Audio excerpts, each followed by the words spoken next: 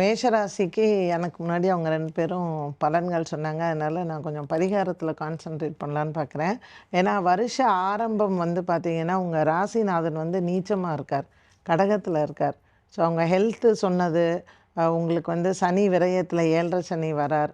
And கிட்டத்தட்ட மே end வரைக்குமே சனி, ராகு விரயத்தில தான் இருக்க போறாங்க.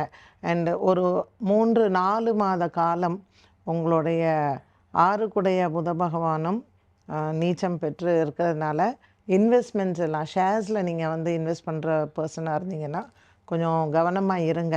அண்ட் இந்த 7:30 சனி அப்படிங்கிறது வயது அப்படின்னு இருக்கு. ஒரு 30 வயதுலேருந்து 60 வயதுக்குள் இருக்கிறவங்களுக்கு கண்டிப்பா அது ரொம்ப நல்லது தான் செய்யும். நீங்க வீடு வாங்குறதுக்கு கடன் வாங்கலாம்.